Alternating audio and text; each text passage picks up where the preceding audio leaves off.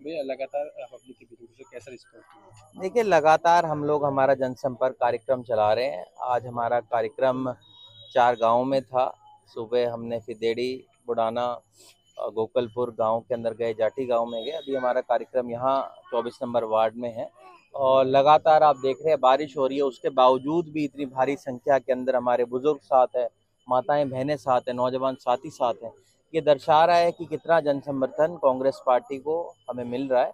और 8 तारीख को जब नतीजे आएंगे, हमें पूरी उम्मीद और विश्वास है कि सबसे ज़्यादा प्रचंड बहुमत के साथ कोई जीतेगा तो आपका इनका बेटा, इनका भाई चिरंजीव राव जीतेगा। पिक्चर लग रेवाड़ी से कांग्रेस के विधायक चिरंजीवी राव ने जनसंपर्क कार्यक्रम चलाया है। गांव फिदेड़ी, जाटी, गोकुलगढ़ और वार्ड नंबर 24 में जनसंपर्क किया है। लोगों का भारी जन समर्थन मिल रहा है। लोगों ने चिरंजीवी राव का जोरदार स्वागत किया। चिरंजीवी राव ने केंद्रीय मंत्री राव इंद्रजीत सिंह को नसीहत देते हुए कहा है कि रेवाड़ी की बजाय अटेली पर ध्यान दे केंद्रीय मंत्री राव इंद्रजीत सिंह। राव इंद्रजीत सिंह की बेटी आरती राव लड़ रही है अटेली से चुनाव। आरती राव का चुनाव है काफी मुश्किल। भाजपा नेता रामविलास के टिकट कटने पर चिरंजीवी राव ने सहानुभूति जताते हुए कहा कि रामविलास के टिकट काटना दुर्भाग्यपूर्ण है। इससे पहले रणधीर सिंह कापड़ीवास की टिकट काटी थी। भाजपा झंडा उठाने वाले कार्यकर्ताओं को दरकिनार करती है। दरकिनार हुए कार्यकर्ताओं के साथ उनकी है पूरी सहानुभूति। रेवाड़ी से आम आदमी पार्टी के प्रत्याशी सतीश यादव पर कहा है कि आप पार्टी के प्रत्याशी सतीश यादव से नहीं है उनका कोई मुकाबला। रेवाड़ी के दुर्दशा के लिए भाजपा है जिम्मेदार। भाजपा प्रत्याशी लक्ष्मण सिंह यादव को पैराशूट वाला प्रत्याशी बताया है। कांग्रेस के शासनकाल में रेवाड़ी का विकास हुआ है। हर मतदाता तक अपनी बात पहुंचाने का उनका लक्ष्य है। नामांकन वाले दिन ही हो चुकी है जीत पक्की। इस बार बड़े मार्जिन से जीत दर्ज करेंगे। क्लियर है, सभी उम्मीदवार आपके सामने हैं। कैसे देख रहे हैं इस मुकाबले को? कौन सा पायदान पे है आप?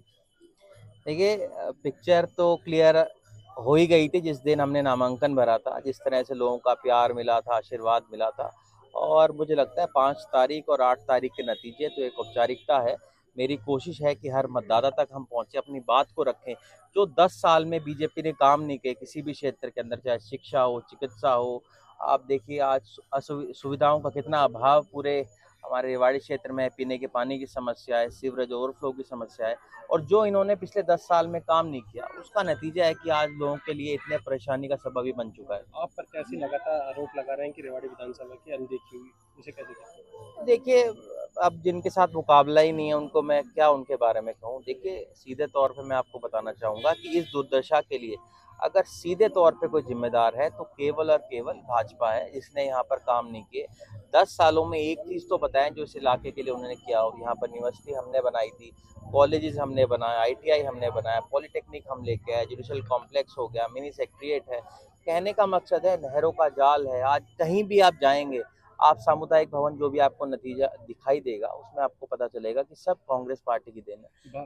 भाजपा के उम्मीदवार की अगर बात करें, किस तरीके से देख रहे हैं कि वो एक भारी उम्मीदवार है जिनको मुझे लगता है नकार दिया है कोसली की जनता ने, और उनको कहीं ना कहीं बीजेपी ने पैराशूट के जरिए यहाँ पर भेजा है। और लगातार हम देख रहे हैं किस तरह से उनका विरोध बीजेपी के लोग ही कर रहे हैं। बीजेपी के लोगों ने ही उनके खिलाफ एक बड़ी, आपने देखा था, जुलूस निकाला जिसमें उन्होंने खुद कहा कि कोसली का नकारा हुआ वो रेवाड़ी स्वीकार नहीं करेगी। और ये हम देख भी रहे हैं, उनकी जो कार्यक्रम हो रहे हैं उनमें भीड़ ना आना, ये दर्शा रहा है कि रेवाड़ी की जनता उनको स्वीकार नहीं करेगी। केंद्रीय राज्य मंत्री राव इंद्रजीत सिंह का कोसली मंच से कहना है कि लक्ष्मण को जिताना है, कैप्टन साहब को हराना है, कैसे देख रहे हैं इनको? अब कैप्टन साहब तो चुनाव ही नहीं लड़ रहे हैं। अब उन्होंने क्या कहा ये तो मुझे नहीं पता।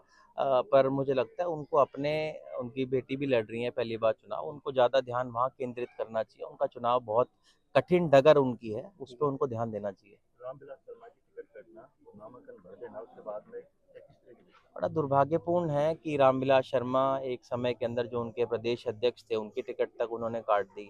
लगातार हम देख रहे हैं अपने लोगों के साथ ही जो उनका ऐसा होता है। पिछले दिनों में रणधीर सिंह कापड़ीवाल जो उनके इतने सीनियर नेता थे, उनकी भी टिकट उन्होंने काट दी। ये दर्शाता है कि जिन लोगों ने भाजपा का झंडा उठाया था बुरे समय में, उनके साथ जो उनका व्यवहार है, वैसे तो इनका ये आंतरिक मामला है, ये किसी को टिकट दे ना दे, बट वो अगर मेरे से पूछा जाए तो मेरे को उनके साथ सहानुभूति भी है कि रामविलास शर्मा जी के साथ कहीं ना कहीं भाजपा ने ठीक नहीं किया।